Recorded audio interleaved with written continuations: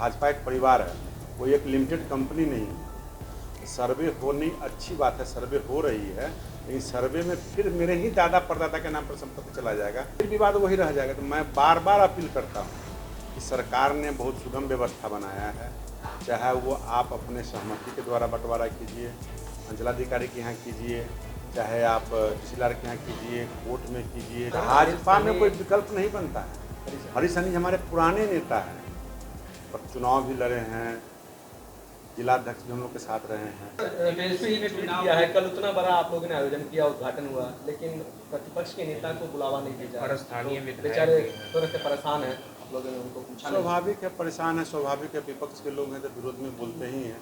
विपक्ष पक्ष का आईना दिखाता है, उसमें आईना अगर किसी को धूल लगा हो तो नहीं समझ में आता, अलग बात है।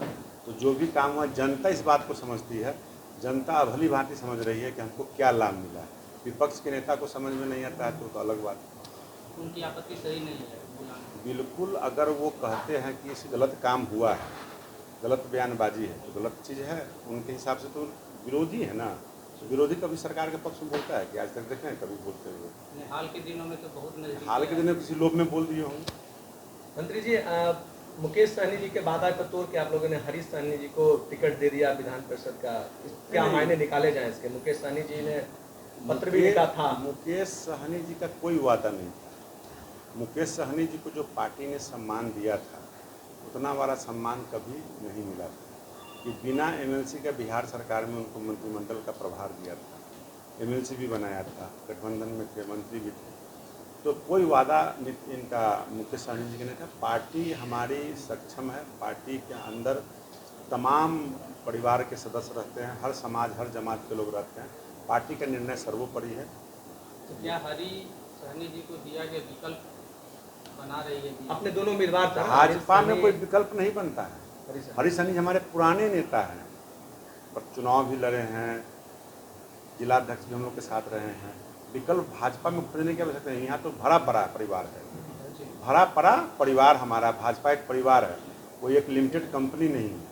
इसके अंदर कोई परेशानी नहीं है, किसी को प्रमोट नहीं किया जाता। समय पर सबका इलाज, सबका दवा, सबका व्यवस्था किया जाता है। उसी से जुड़े मामले आते हैं। खास करके सभी मंत्री को अपने अपने विभाग का लगाना, प्लस 2-4 मारपीट के झगड़े के लोग आते हैं, वो भी जमीन विवाद से जुड़ा रहता है।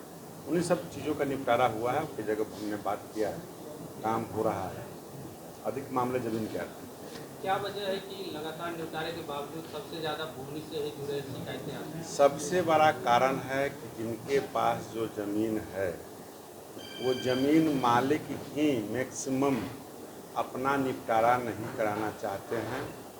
क्योंकि जब 5 भाइयों का, 10 भाइयों का, पटदारों का जब जमाबंदी एक साथ दादा परदादा के नाम से है, उसको क्लियर नहीं कर पा रहे हैं। विभाग को बदनाम करने का सबसे बड़ा कारण वही है। और कई बार हमने अपने मीडिया के साथियों से भी अपील किया है, इनके द्वारा भी अपील किया है कि जब तक इसमें आम जनता अपने ज़मीन का बंटवारा नहीं करेगा सही से, सहूलियत से, कोर्ट से, अंचलाधिकारी के यहाँ से, तब तक ये निपटारा भविष्य में कभी भी नहीं होने वाला। क्योंकि माननीय मुख्यमंत्री जी का सपना है कि सर्वे हो, सर्वे के बाद विवाद समाप्त हो जाएगा। सर्वे होनी अच्छी बात है, सर्वे हो रही है, लेकिन सर्वे में फिर मेरे ही दादा परदादा के नाम पर संपत्ति चला जाएगा, तो हम तो 100 पटदार हो जाएंगे, फिर विवाद वही रह जाएगा। तो मैं बार बार अपील करता हूँ कि सरकार ने बहुत सुगम व्यवस्था बनाया है, चाहे वो आप अपने सहमति के द्वारा बंटवारा कीजिए, अंचलाधिकारी के यहाँ कीजिए, चाहे आप तहसीलदार के यहाँ कीजिए, कोर्ट में कीजिए, चाहे लोक शिकायत निवारण में जिला कोर्ट में कीजिए, रजिस्ट्री ऑफिस में बंटवारा कर लीजिए। ये सारा बंटवारा होने के बाद सब रास्ता खुला हुआ है। फिर भी जमींदार के वंशज अपने लोभ के कारण, अपने पटदारों से बेईमानी करने के कारण इस विभाग में बदनामी बढ़ रहा है। जब वो बदनामी के कारण जब जाते हैं अंचल में, तो वो गलत तरीके से काम को कराना चाहते हैं। पदाधिकारी ऑब्जेक्शन करता है, गलत प्रलोभन देता है, जिस कारण से विभाग की बदनामी हो गई। तो मैं आपके माध्यम से पूरे बिहार के जनता भाइयों से, मालिकों से आप अपील करना चाहता हूं कि अभी आपका समय है, सारा काम छोड़ करके, क्योंकि ज़मीन अब कीमती हो गया, ज़मीन का महत्व अधिक हो गया, तो ज़मीन की आवश्यकता सबों की है। इसीलिए आप सब लोग जो भी हो, 2 डिसमिल ज़मीन कम ले लीजिए, बेसी दे दीजिए, आपसी भाई में बंटवारा कर लीजिए, परिवार के लोगों से सहमति लीजिए, सबसे साइन करा लीजिए उसके आधार पर निश्चिंत रहिए, आने वाला पीढ़ी आपका भविष्य में निश्चिंत रहेगा।